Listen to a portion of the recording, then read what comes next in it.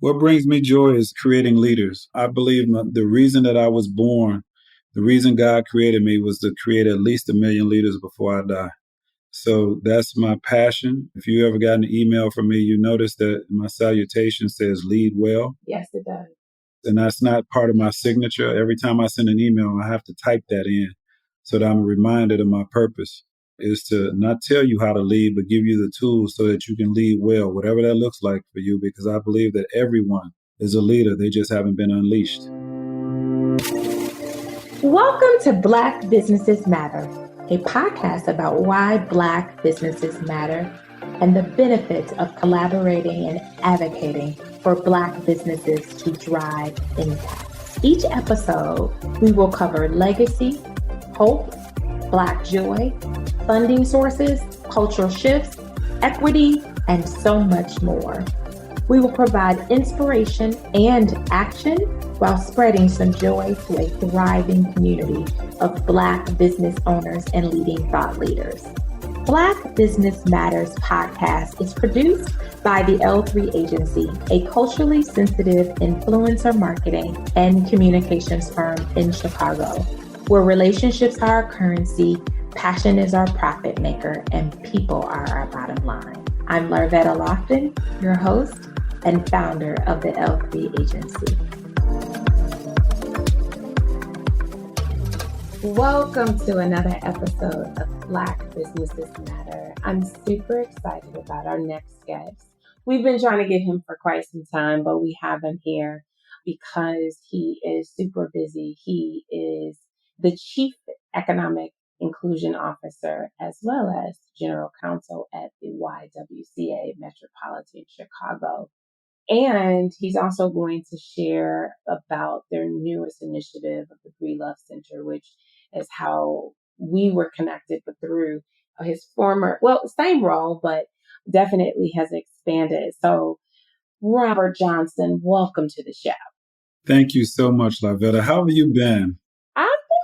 I've been well. You know, COVID is come in, but we are thriving through it.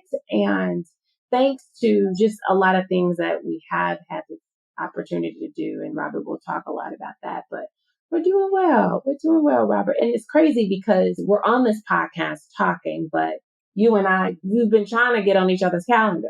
So I think it's right? that we're doing this podcast.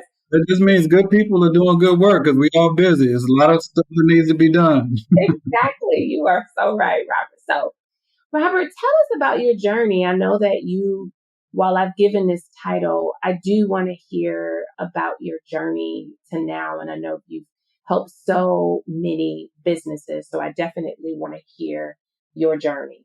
Yeah. Well, first of all, thank you for having me. And I'm just so proud of you. So I want to give you your flowers while you're here and just let you know how peacock proud we all are of you. We're happy to have had a little hand in your ultimate success and excited to see all of the things that are blossoming from your endeavors. So this is what I'm passionate about, helping particularly minority and women entrepreneurs be successful. It's really been my life's work. So my origin story is I call myself, most people know, a lawpreneur. I'm a combination of two crazy professions, a lawyer and an entrepreneur. I'm about to celebrate about my 30th-year anniversary as a lawyer, but I've been an entrepreneur probably since around the age of 12 when some friends and I started our first company, literally incorporated a company trying to buy real estate with no money down using the Carlton Sheets methods that we saw in late night infomercials. So that was my first official foray into entrepreneurship. I had done some little side hustles, selling art and apples and lemonade stands. I did all that as a kid. So I'm a serial entrepreneur. I became a lawyer in the early 90s, went to work for McDonald's in the early 2000s, stayed there for about 14 years, was really passionate about helping entrepreneurs. All of the franchisees were entrepreneurs that had all kinds of legal issues that me and my team were responsible for getting them out of. And then I ultimately went over to the business side and became the company liaison to all the Black McDonald's owner operators, the women, Asian, and Hispanic owner operators in the Midwest, and got to see the direct impact on entrepreneurship, particularly franchising, and how McDonald's has created more minority and women millionaires than any other company in the world because of franchising. So it was really inspired by that even more so than I had been. I actually started another company while I was at McDonald's, a management consulting firm called the Solomon Group, which I still have to this day, which is really a social impact firm that focuses on raising capital for minority and women entrepreneurs and helping them grow and scale and just get access to opportunities, expose them to deals in the M&A space and franchising. And then I was fortunate enough to run into a good friend of mine, Dory McWhorter, who was the then CEO of YWCA, through some other stuff that I do. I do a lot of stuff in the cannabis space as well. Trying to help minority and women entrepreneurs get into the cannabis space is another way to create wealth. That is really what all of the disparate things that I do are really focused around closing the racial wealth gap and creating wealth for minority and women entrepreneurs. And so I took this role as a chief economic inclusion officer and was really tasked with formulating a strategy to try to close the racial wealth gap. And I'm really proud of what it is that we've come up with. And that's our Thrive 2025 campaign. If I could take a moment and just walk your listeners through sort of the issue that faces us from a racial wealth gap perspective. Right now, the average white family has a net worth of around $176,000, whereas the average black family has a net worth of around $17,600.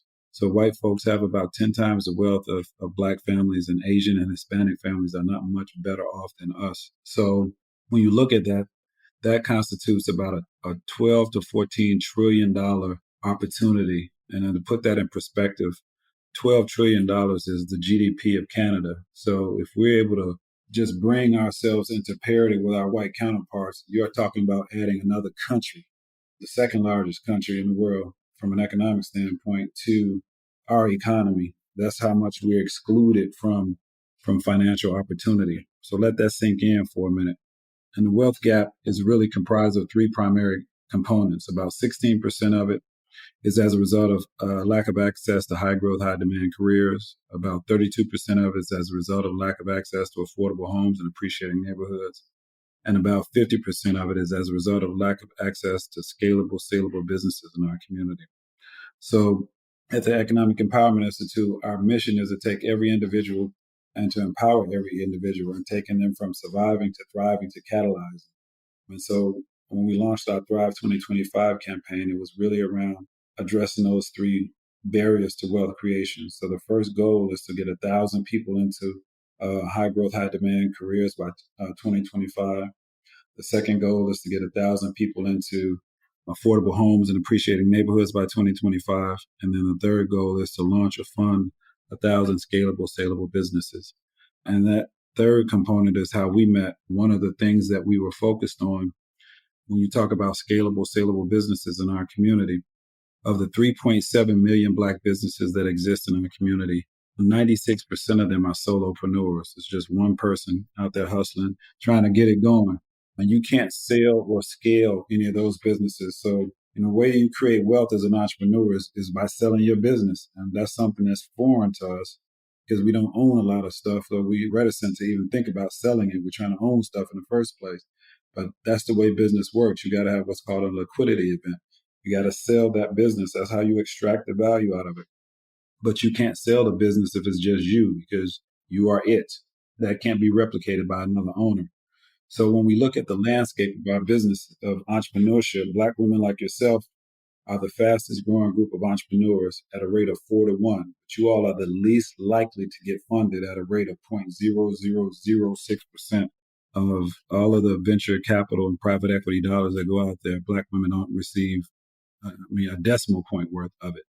So we've decided to focus on that 4% of Black women entrepreneurs, the fastest growing group of entrepreneurs, that 4% from the 100% and 96% were solopreneurs.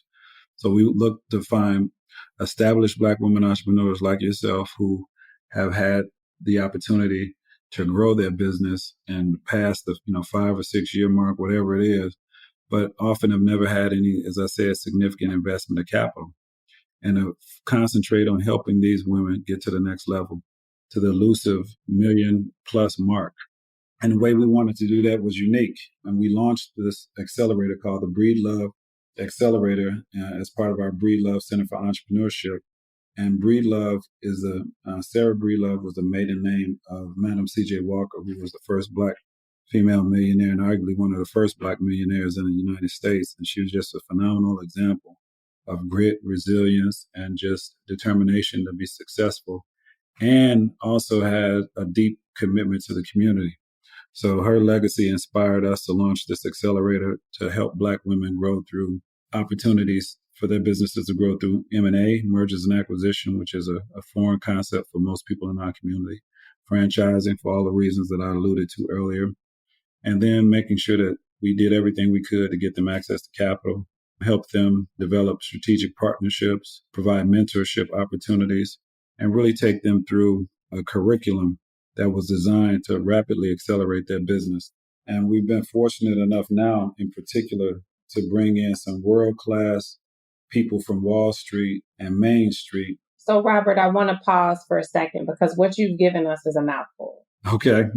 I want to extract some of that because I want to make sure that people really get it, what you've shared. I mean, first of all, I think you're a journey, right? Lawpreneur, kind of went McDonald's franchise, which is crazy, Robert, because, I also worked on the McDonald's business for quite some time. I helped to launch the salad menu for single moms. That was like their biggest initiative. And so I worked there to help launch that. But then just the Solomon Group. I'm sitting there and I'm listening. I'm like, I talked to you guys years ago, and just the conversation. And I always believe that sometimes it's just, we all know that no doesn't mean no. It just means not right now. Mm-hmm. Remembering that conversation. And it was such a great conversation because for the first time, and I believe it was the first time that I had heard on the other end, a Black man who really shared something that I didn't know that I had was fear. Okay. It was fear to talk about money. So I do want to talk to you, Robert, all the stuff that you're doing and all the research that we've done just in the last 6 years. We found that part of the reason many of women don't go after capital is because of the fear that they have because of acceptance, because of rejection, because of these things. And so that's part of that ability. And I can speak for myself, Robert. I was very fearful, oh, I can't go to them and tell them I want my money. Like what? And so as a result, you somewhat shrink yourself and not being able to pursue that. And so I just remember talking, I don't remember, it was you or your partner, and just how confident it came across. So do you find that still? I mean, I know for me, it's a work in progress, but I know that in the research, because we work with so many women, that was what was holding them back. You hit the nail right on the head. And I'm so glad this conversation is going in this direction, because that's the fundamental issue with entrepreneurs in general, but I would say Black entrepreneurs especially, and Black women entrepreneurs in particular. It's been my experience that Black women entrepreneurs, that y'all are killing it. I mean, like I said, at a rate of 4-1. Just like with everything else that we do, we're usually overqualified, overprepared, over-researched, over-thought in terms of what it is that we're doing. But that trauma that we've exhibited or experienced, rather, as part of the colonization of us being in this country, and the daily, minute by minute demoralization, humiliation, objectification that we experience in this country erodes away at our confidence, and Black women in particular. There's numerous studies that talk about how a woman could have 80 to 90% of whatever the qualifications, whatever the requirements are to either apply for a job or to apply for a loan or take on a task, versus a man who may have 40% and he's all in. I got this. And that, to your point, holds a lot of women back. When I think about the 500 members of our Small Business Development Center, about 80% of them are probably women. And this is a constant issue that we run into. I mean, in terms of, you got to engage in some therapy before you can even talk about what the business is, because the business they got is well thought out. Like I said, is well planned, done, attention to detail, all of that. But the headspace prevents them from launching. So you hit the nail on the head. And that's one of the things that we're trying to do, particularly in Breedlove, is spend a lot of time rebuilding our entrepreneurs, because the studies also show that Black entrepreneurs are the most resilient. because we've had to be. Yes, Failure is because we not had an to be, Robert. Exactly. We've had to be. So how do you marry those two? Deal with the headspace on you ain't gonna lose because you never lost. Because we all operate, and this is my personal philosophy, it ain't over till I win. So let's take losing out of the equation, and then the rest is what is it that you need to look like, feel like, smell like, taste like for it to feel good to you. Because that's really what we're talking about, because everybody else is looking at you like, man, you got this under control. But we feel like we're imposters. And it's a whole thing on imposter syndrome that we're not worthy, we're not ready, we're not smart, we're not pretty, we're not handsome, we're not whatever enough to do what it is that we have been destined in most instances by God to do. And Robert, one is you being part business, part attorney, and knowing and recognizing that that's what's keeping us and holding us back because we don't talk about that mental state. And you said it. You said, we got to go and deal with that. We got to go and get some therapy because we got everything else. We've got it all planned out. We've got the business. Let me say this. No one in your position or title has ever openly said that. I'll take it one step further. I go through it as well. I mean, in my days at McDonald's, of the 14 years that I was there, 15 of those years I felt inadequate. I tell people literally, as a black man, anytime I go to a meeting, I immediately think I'm going to get fired, particularly if I don't know what the subject of the meeting is. I'm like, what you want to talk to me about? Really, Robert? So every time you still believed that they were like going to literally give you the papers, like you got to go. Yes. And then to this day, I was joking with somebody the other day because we're doing annual performance reviews. And I'm like, any meeting I leave and I still got a job is a good meeting. That is literally, I mean, it was so bad at McDonald's. I told my one boss at McDonald's that so at McDonald's, we used to get our annual bonuses, and they would be big bonuses, like in March, I think they were. I can't remember, but yeah, around March. But in order to get your bonus, you still had to be employed by January 31st of the preceding year to get your March bonus. So like clockwork for 14 years, on New Year's Eve, I called to see if my voicemail still worked. I'm like, yes. Wow. I'm getting my bonus in March, and no matter what they do between now and March, I'm still going to get paid in 3 months. I mean, that is how real it is. And with every new thing you try, you feel like you don't know what you're doing, because I don't know your story, but it's probably similar, or not, is people that can share what I'm about to say, is that we're first generation everything.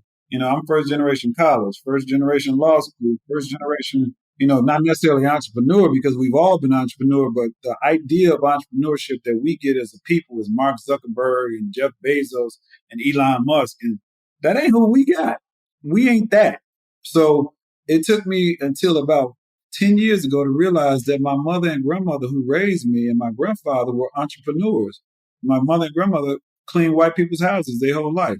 That's entrepreneurship, but I didn't think of it that way, because my idea of entrepreneurship was, you got a business plan, you got cards, you got people working for you doing it. No, that is a form of entrepreneurship, but it ain't the only way. So for me, it's about recognizing what's unique about our culture. And then what I'm passionate about is designing solutions that fit our needs and not trying to put a white face on Black entrepreneurship.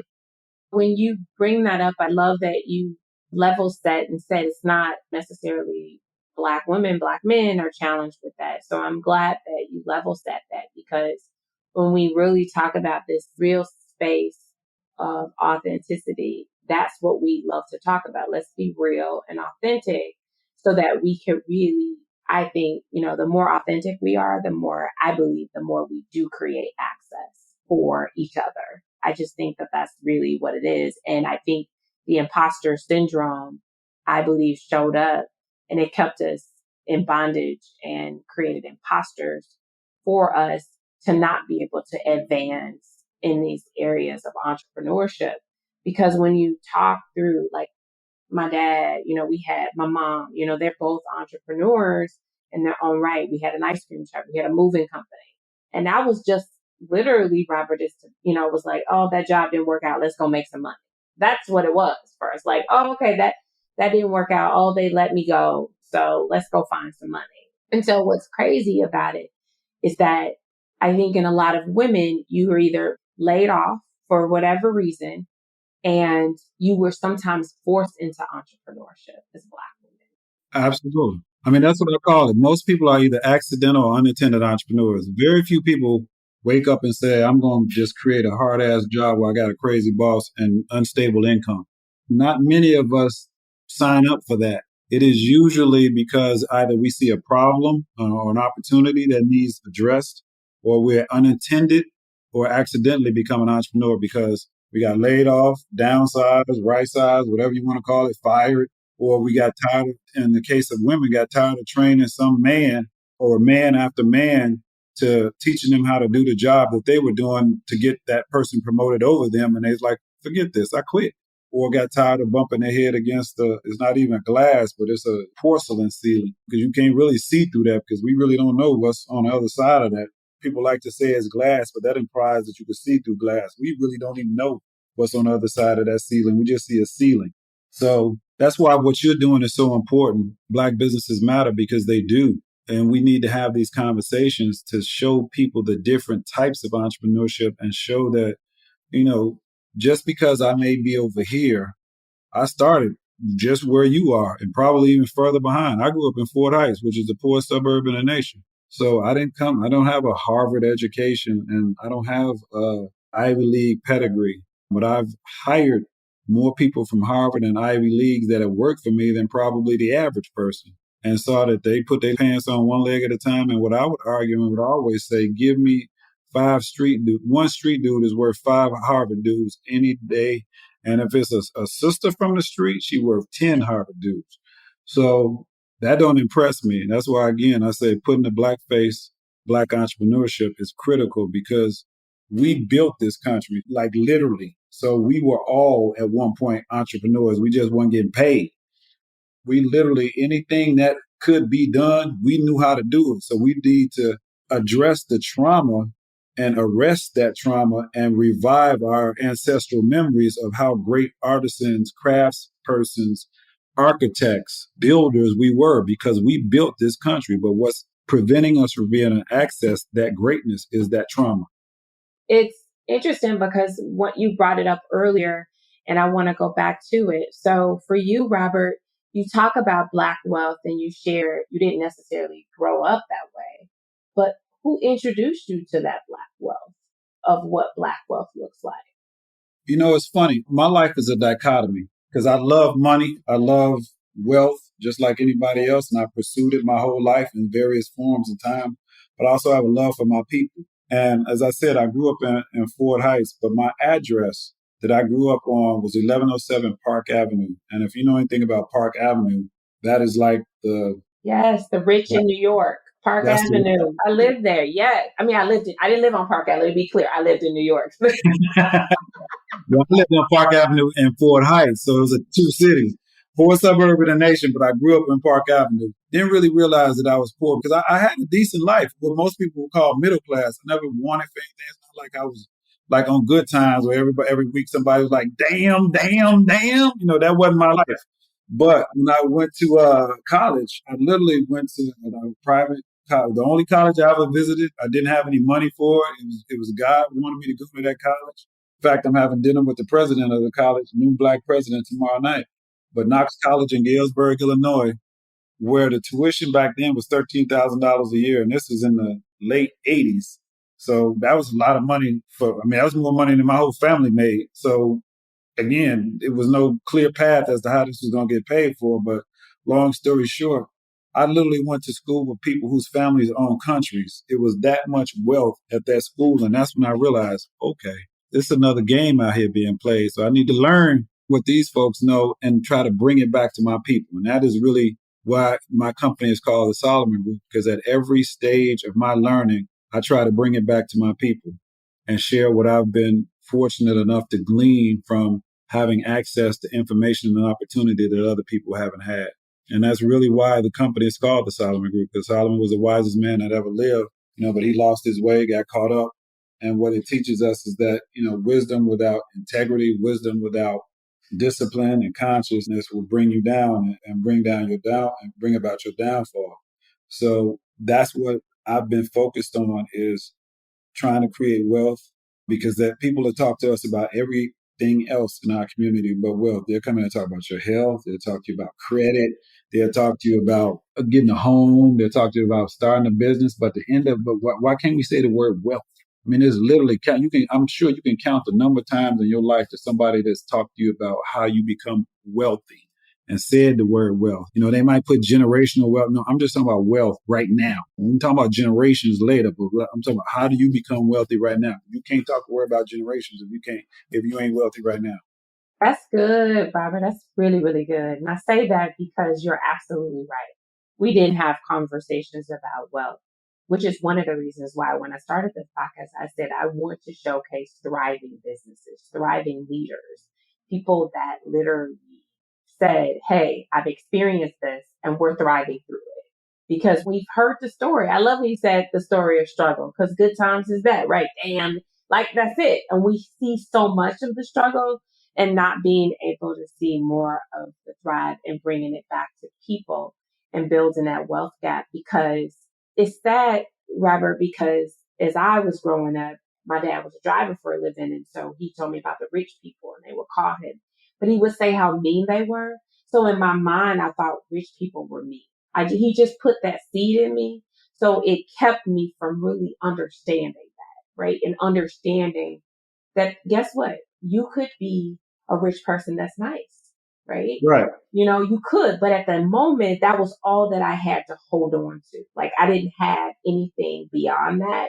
So that became a very limiting belief. And I think that's what happens is that we take that and we almost feel like, and I do go back, we almost feel like we're not worthy of it because of, oh, I only saw this side. I only saw that side. But I think it's important to bring up the middle class as men. We've done so many interviews around it. We've had people middle class, and I really believe that the world's thought leaders and D&I needs to hear the stories from the middle class side. They only hear it from the lower, like everyone's in poverty, like everything, every community is suffering. No, they're not. They're Black communities that are thriving. And I don't know that that story is told enough. Let me say that. It's told, but it's not told enough.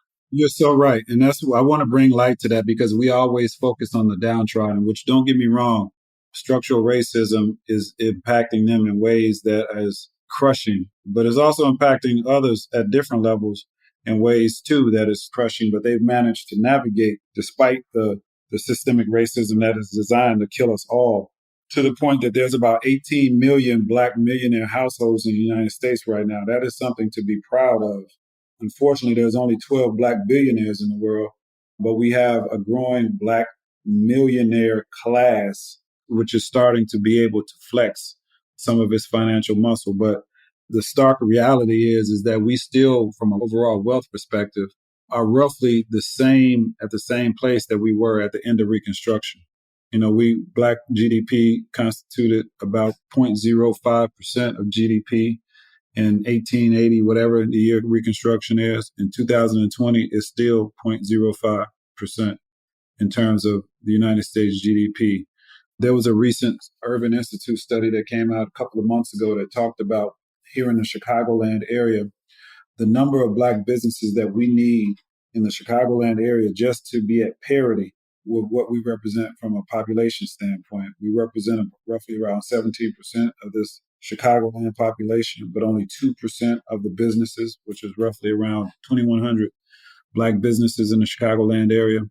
In order to replicate or to match what we represent from a population standpoint, the study indicated we need over 35,000 more Black businesses in the Chicagoland area just to match what our percentage of the population. So the fact that you're an entrepreneur, the fact that you're contributing to the Black economy, the fact that you're hiring people, the fact that you're creating a scalable business, you are doing literally God's work in terms of what is necessary for us to be able to create communities in which we can live, work, play, and pray. Because that's ultimately my view, is that entrepreneurship is the key to community transformation. Literally every Black community in the United States has a retail gap. I live in Bronzeville, supposedly the most affluent African-American community in Chicago. There's a $1 billion retail gap in Bronzeville. Literally $1 billion goes out of Bronzeville every year because us Bronzevillians don't have the ability to shop and spend money the way we have the ability to do in our own community. When we think about that from a collective, it's crazy, Robert. I did from it, but at the time we did some research, and at the time we were exposing them to affluent African Americans in the Bronzeville communities. We had certain zip codes.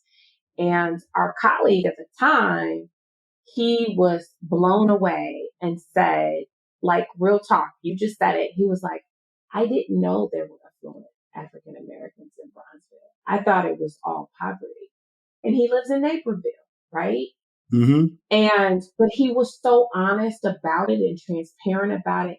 We just said, thank you for sharing, because that's the problem, right? That's it. You're only seeing one side. And I think that that's part of the narrative that hasn't been displayed, because as a body, the businesses are not coming because the narrative on the communication and marketing side says it's not safe. Don't put your company, they're going to do this, they're going to do that.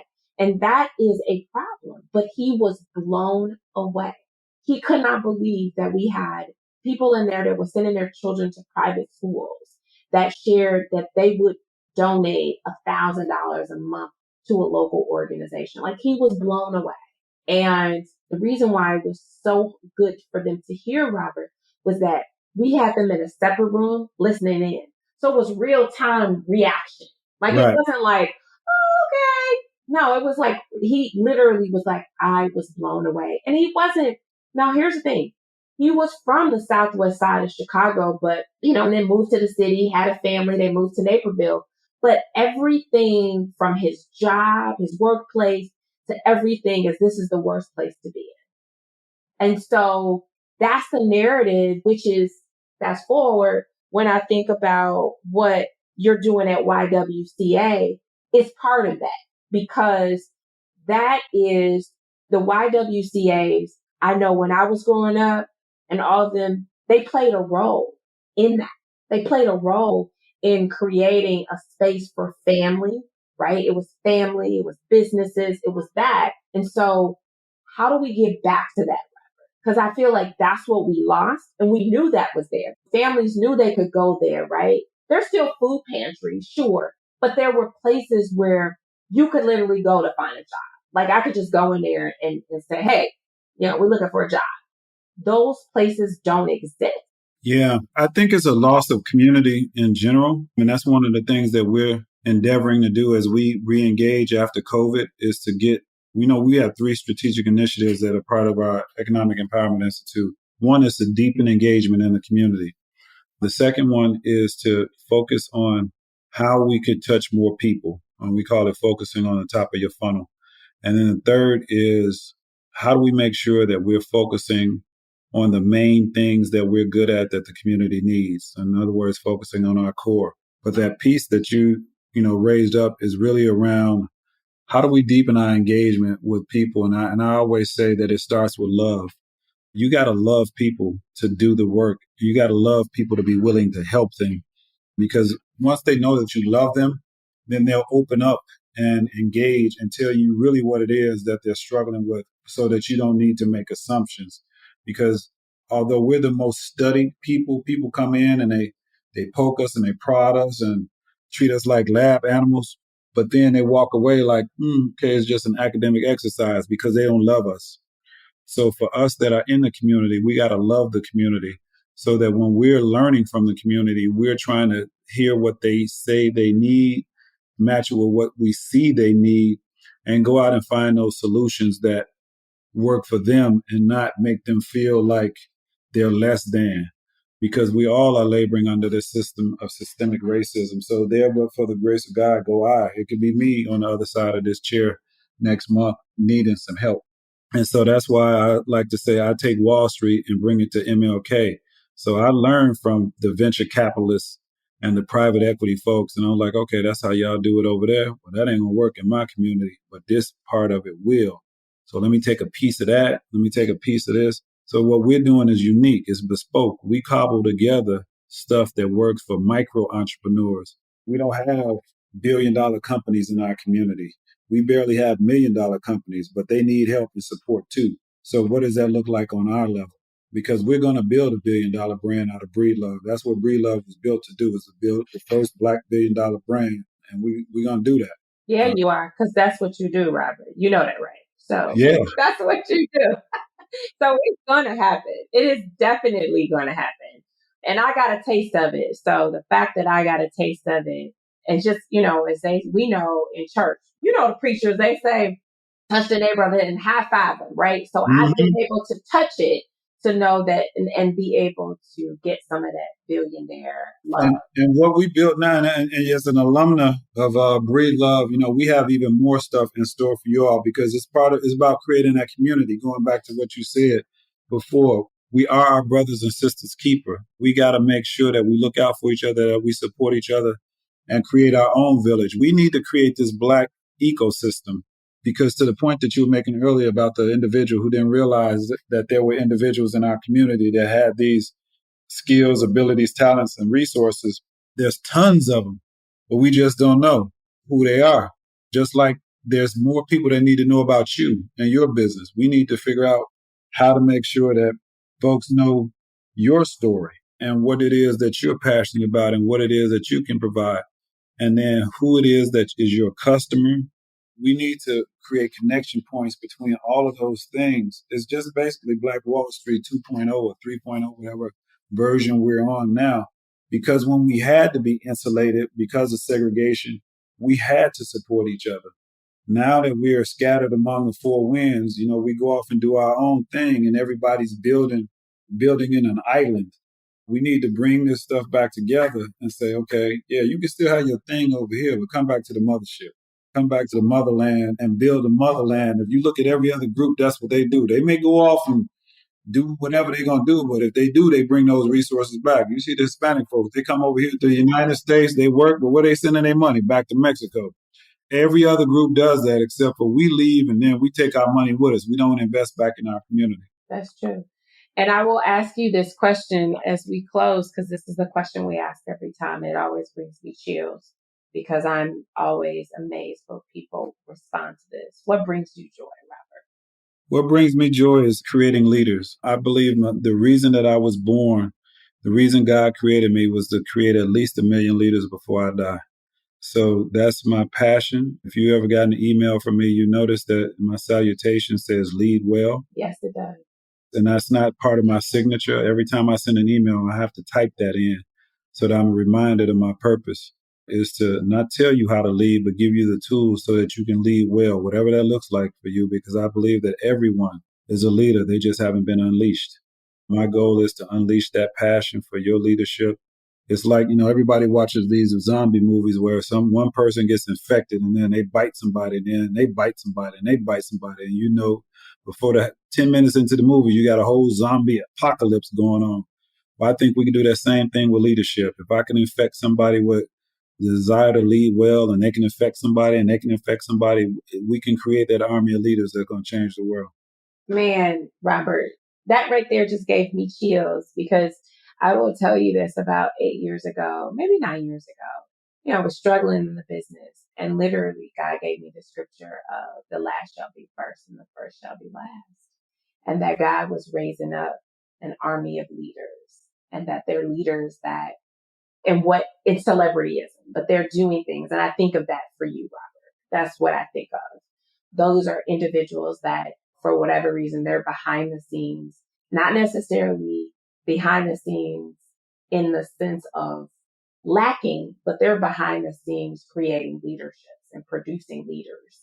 And so that's what I think about when I think about that scripture, because that's one that I've lived on, because I felt like it was always the same people. You know what I'm talking about? 10, 12 people. And so we can't expand and we can't grow. So you just gave me chills. And I say that every week. I promise you, with every person, because we don't get an opportunity to share our Black joy. And I think it's important. One of our guests always said, she said this, Black joy is currency. And it is. You just said it. It's currency. And we have the opportunity to do that. So, Robert, I want our guests to know how they can connect to you and hear about the other things you've got going on with the Breedlove and YWCA. Like, we want to make sure that they know the website, follow you on Twitter, Facebook. So we got to give all that good stuff. Absolutely. And you just Black Joy. I love that. I'm going to put that on a t-shirt. I love that concept. Isn't it nice? That is so dope. That gave me chills. And I want to give a shout out for Breedlove because we're in the process of recruiting more exceptional women. We're going to start another cohort next month. So, oh, nice. Okay. Yes, this is our third one. So we're super excited. So if anybody under the sound of my voice is interested in being a part of the YWCA's movement to change the world and close the racial wealth gap, they can go to ywcametrochicago.org. You can reach me at robert.johnson@ywcachicago.org. You can follow me on Twitter at rjleadwell. You can hit me on Instagram at rjleadwell. LinkedIn. I'm a beast on LinkedIn. You can find me on LinkedIn. I'm always posting something that hopefully will educate, uplift, and enlighten. And what else we got? Yeah. So we got over 1,000 jobs for people that we're trying to fill. We got credit building products that can help you build your credit so that we can get you into a house. And then, like I said, we got a small business development center that can help you launch your business. So we're not your grandmother's YWCA anymore. We're a 21st century social enterprise that is focused on eliminating racism, empowering women, promoting peace, justice, dignity, and freedom for all. Yes. And I will say this for the record, I came into the studio, the one on 100. It was a beautiful studio. I was like, wait a minute, this is on 100 and something. So for listeners in Chicago, we talk about the hundreds. Well, one of their locations is the hundreds, but they've got a beautiful kind of multimedia office. That's what I went into, Robert. It was really nice, really, really nice. So I'm glad you raised it up because it's important how we show up in community. I'm tired of we were tired of going into these agencies where we're supposed to be helping the community and you go in there and it look like everybody in there need help. The people who's giving help look like they need help too. You can't tell one from the other and it's all drab and dingy. That ain't how our offices look. They are not. They are bright and vibrant and you're like, wait a minute, where am I? And I was in the hundreds. I got to say that because I was in the hundreds, Yep. And most people I'm not going to go over there. Yes, it is beautiful. So that was my first experience. Now, when you guys do a good job to make sure you protect it, right? Because you don't want, you don't want the others, right? Yeah, we'll be all right. If you show the community love, they'll show you love. I truly believe that. When I was at McDonald's, when they had the riots, the Black McDonald's restaurants were the only ones that didn't get touched by the riots because they gave back to the community. So people know that we there, giving out food, giving out jobs. So we good.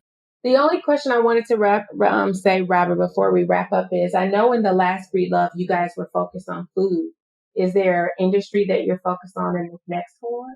We still have a heavy emphasis on food and the service industry because that's just the reality where most Black businesses are. I mean, we don't have manufacturing businesses. We're mostly professional services and food. So that's just the reality. So, but no, we'll take anybody, but we have some specific funding to do some really cool things around people in the food space. That's why we put a lot of emphasis on that. And that's just where a lot of our businesses are in the food space. Yeah. I mean, we are in the food city. I mean, Chicago is a foodie town. So it makes sense for us to be able to be a part of that and experience that.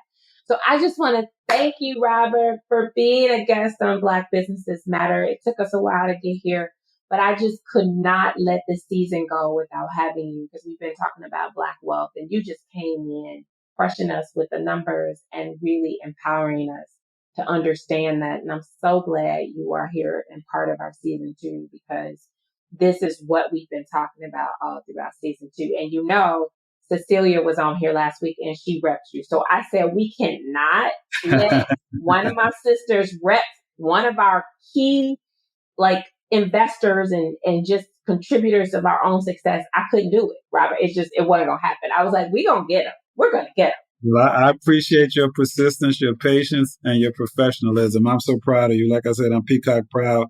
And I just can't wait to see what lies in store for you and your business and the people that you help. I mean, you are a shining example of Black excellence. And every time I talk to you, you bring me Black joy. So thank you for the opportunity. Oh, thank you. I'm giving you a virtual hug. Thank you, Robert. I just want to thank you, listeners, for another episode of Black Businesses Matter. Please continue to follow us.